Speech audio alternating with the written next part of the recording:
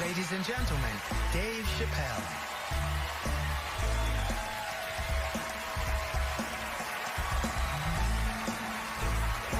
Thank you. Oh, boy, I'm very nervous. No pressure. During the Civil Rights Movement, I can't read what's on the teleprompter. Some about black America and white America. There's black Americans and there's white Americans. We're all one America. So if you don't mind, this is not live, is it? I imagine whatever I say, you could just edit it out. Let's try it a few ways. Lou, are you in the booth? I am. All right, good. You know what, Lou? Let's just play around with it and see if we can get it right and get this clip package on, and then let me go home, all right? You got it. All right. Ready? All right, count me in. 5, 4, 3, 2, 1. Wu-Tang. I'm just with you, Lou. Let's do it again. We're gonna do it again. We'll get it right. Here we go, Dave. 5, 4, 3, 2. You know, when I was a comedian starting out in Washington, D.C., right here in this city, 1988, I'll never forget this. It was a comedy club owner that banned profanity from his comedy club. He said it offended his audience, and this was a cause of major concern for all the comedians in the circuit. And we all called a meeting, and we had the owners come, and it was the club owners, and it was the comedians. It was the classic labor dispute.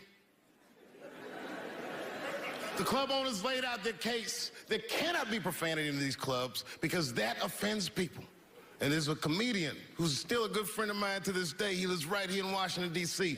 He stood up and he said, he's black, I should tell you because it's important to the story.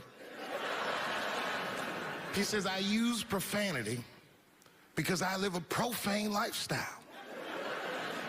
He says, I don't have an insect infestation in my house. I have roaches.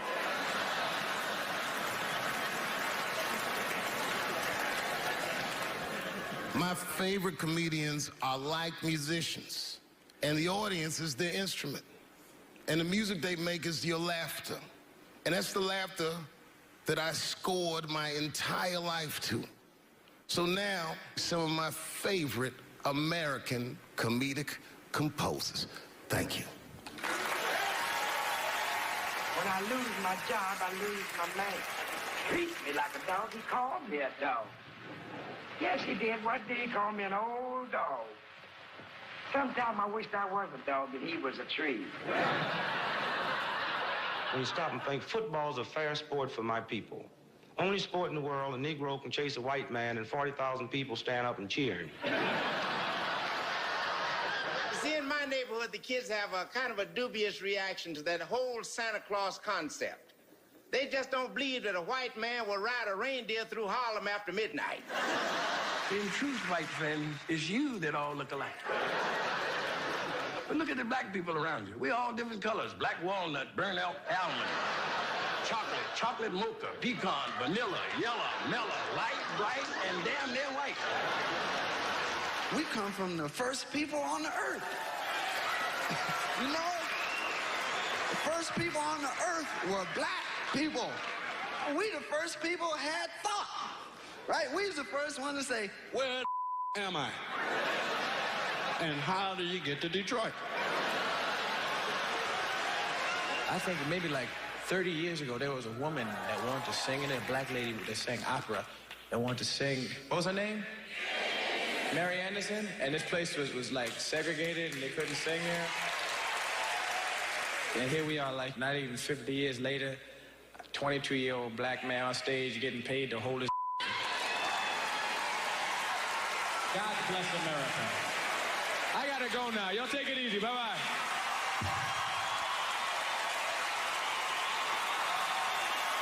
Janelle Monáe, Will Smith, Common, Gladys Knight, and John Legend when we continue. Yeah, man. Well, you ladies are right. To be honest with you, your lives look terrifying to me. They do, man. I know nothing about being a woman, but I know fear. Yo, I used to live in New York when I was 17. And I couldn't even pay my bills. You know what I did to make money? I used to do shows for drug dealers that wanted to clean their money up. One time I did a real good set, and these motherfuckers called me in the back room. They gave me $25,000 in cash. It's probably 18, 19 years old. I was scared.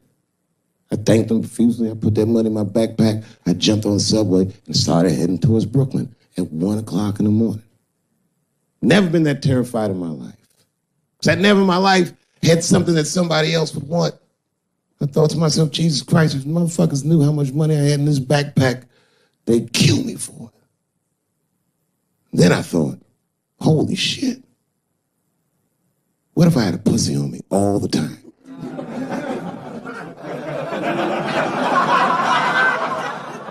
That's what women are dealing with. I'm gonna tell you right now. It's real talk. If them same drug dealers gave me a pussy and said, put this in your backpack and take it to Brooklyn, I'd be like, nigga, I can't accept this.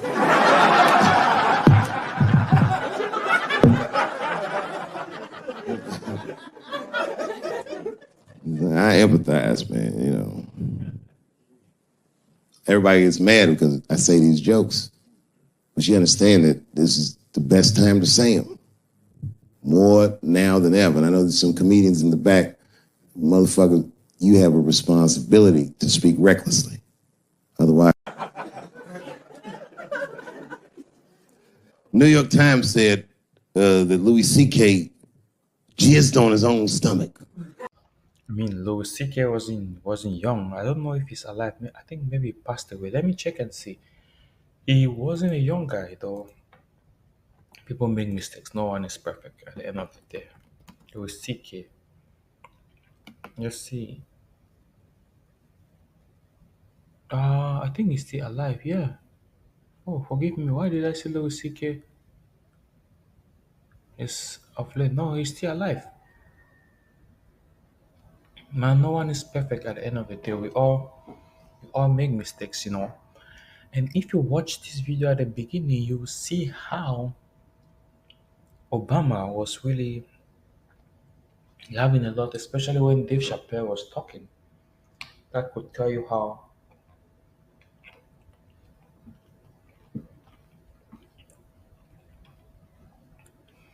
he came to support black comedians.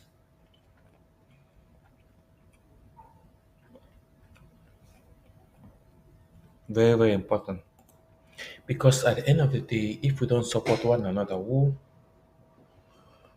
do we expect to support us? We need to be united. We need to support one another. We need to love one another. And we need to see each other grow.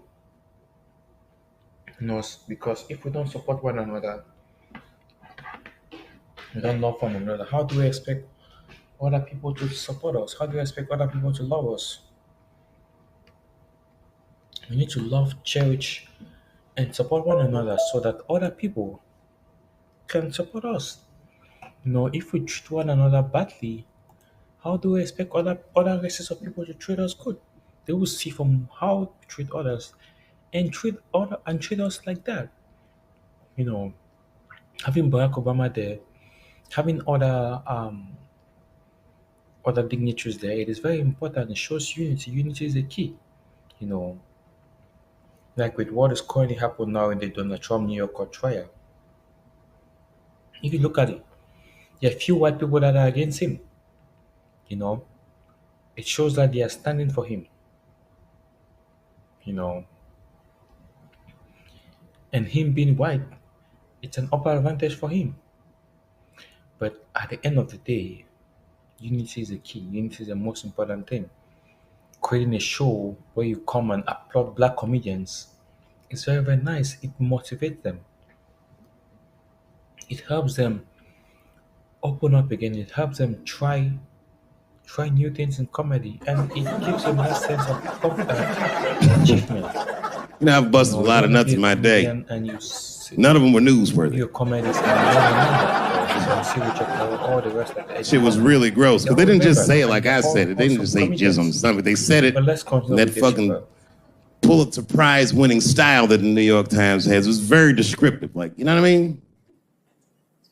Louis C.K.'s semen shot out like a volcano of misogyny, slowly drizzling down like lava, covering his freckled penis as it slowly dripped to a fiery crown of red hair.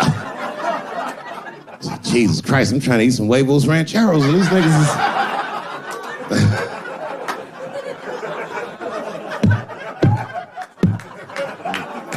And you know the tough part, being a comedian, knowing the motherfuckers, everybody comes up to me like, did you know? Did you know what Louis was doing? No, bitch, I did not know. The fuck you think we talk about at the comedy club? Hey, nigga, how was the weekend? Great, man. I was just jerking off in faces and coming on my own stomach, having a good time. You know how this business is. No, I didn't know. They act like we sit around like Grease. Tell me more, tell me more. Then she put up a fight. Dun, dun, dun, dun, dun, dun, dun, dun, dun, dun. Sorry, I don't know the choreography, but you get the point. You get the point. She was intense. But Louis was like the turning point. I mean, you know, all these allegations are terrible. Louis was the only... I shouldn't say this, but fuck it. His allegation was the only one that made me, like, laugh. If you think about it. Because all his friends is reading it, and he's jerking off, and he's surprising people. He's surprising me.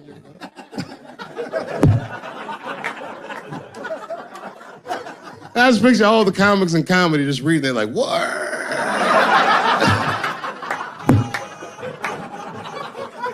It's terrible. I know it's terrible. I'm sorry, ladies. You're right. You are right. But at the same time, I mean, you know what I mean? I don't know. Jesus Christ, they took everything from Louis. I was like, I don't know, it might be disproportionate. I can't tell. I can't tell. This is like where it's hard to be a man. One lady said, Louis C.K. masturbating in front of me ruined my comedy dreams. Word? Well, then I dare say, madam, you may have never had a dream. Come on, man, that's a brittle spirit. That is a brittle-ass spirit, nigga. That shit is too much. This is a grown-ass woman. You know what this shit is like? It's like COINTELPRO. You know what that is? It's a program that the FBI had under J. Edgar Hoover. In this program, one of the many things they did was they would track the sexual habits of anyone they considered an enemy of the state. It was a lip button. That's why they got all these fucking sex tapes with Martin Luther King fucking bitches. But lucky for us, he actually had a dream. You think if Louis C.K. jerked off in front of Dr. King, he'd be like, I can't continue this movement. I'm sorry, but the freedom of black people must be stopped. I didn't know this nigga was gonna pull his dick out and jerk off like this. I just thought we were gonna get a couple of drinks and chill. Show business is just harder than that. Them women sounding like, I hate to say it, y'all, they sound weak. I know it sounds fucked up, I'm not supposed to say that, but one of these ladies was like, Louis C.K. was masturbating while I was on the phone with him. Bitch, you don't know how to hang up a phone?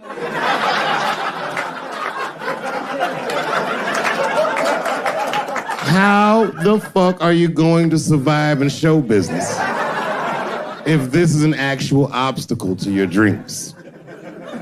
I know Louis is wrong, ma'am. I'm just saying I'm held to a higher standard of accountability than these women are. Don't forget who I am. Don't forget what I am. I am a black dude.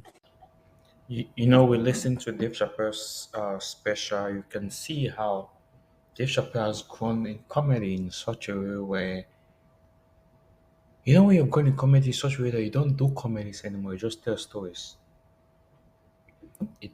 It shows how advanced you are as a comedian and how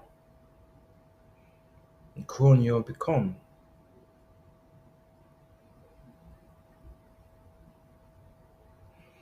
how advanced you are as a comedian,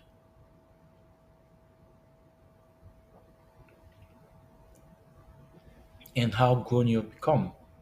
Now most of the time you see Dave Chappelle, what he does basically is just tell stories though. And he's a good storyteller because he tells stories in such a way where he puts you in the story while telling you. One of the ways to know if someone is a super, super good storyteller is you listening to the story and imagining yourself in the story. It's like acting a movie in which you are the actor or one of the actors and the movie is acting. That is how a good storyteller does. And Dave Chappelle is an awesome, I can say an awesome and a phenomenal storyteller. He knows how to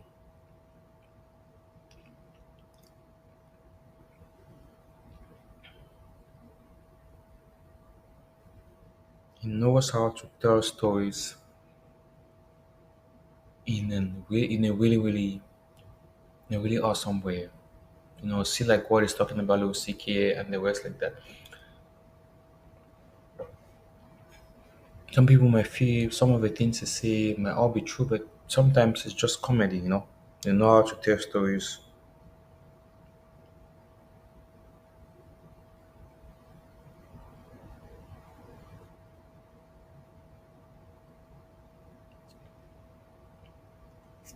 He knows how to tell stories, how to make people laugh, how to get people engaged, you know, and that is why he gets paid a lot because he doesn't really do comedies that much. He just do storytellings now, educative ones, and it's almost similar to what Trevor Noah does. He knows how to tell stories that makes them really great and awesome comedians in our days. Thank you.